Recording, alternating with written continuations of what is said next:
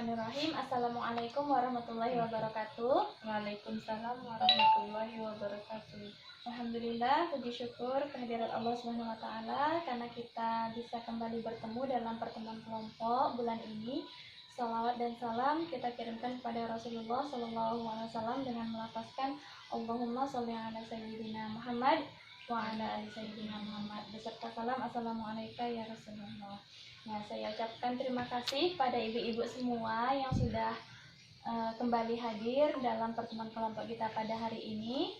Nah, kira-kira ibu masih ingat nggak Bu, pertemuan kita bulan lalu membahas tentang apa Bu?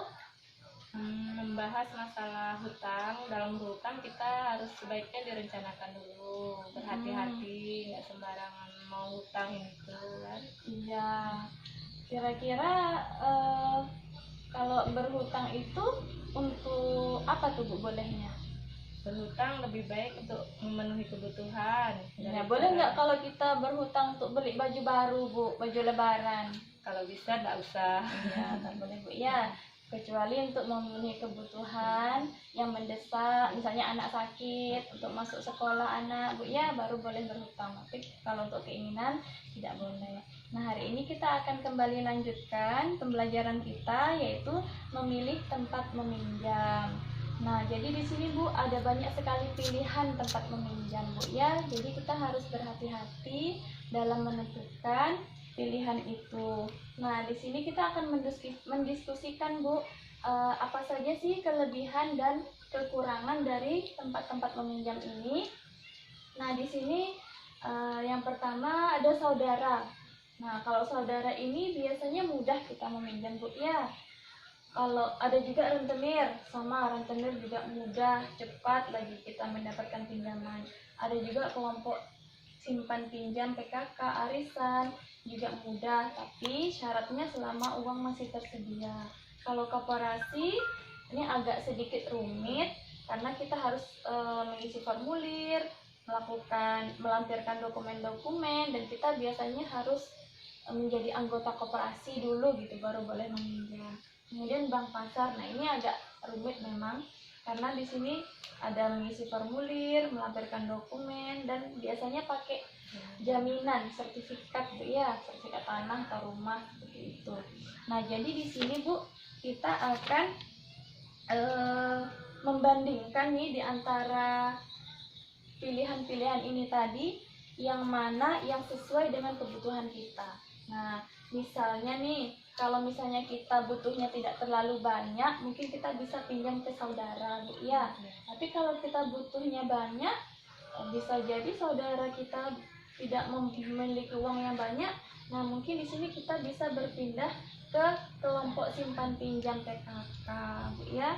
Karena di sini tidak perlu jaminan, kemudian bunganya juga cenderung rendah, dan pengembaliannya bisa disesuaikan dengan pendapatan kita. Beda kalau rentenir itu biasanya bunganya tinggi, terus dia tidak mau tahu kalau kita punya uang apa tidak. Mereka biasanya langsung menagih hutang gitu Bu ya.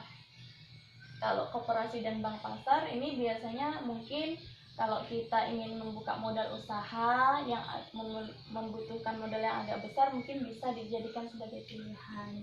Nah, jadi intinya sebelum kita meminjam, kita sesuaikan dulu yang mana yang cocok gitu Bu ya, tempat yang cocok untuk kita meminjam.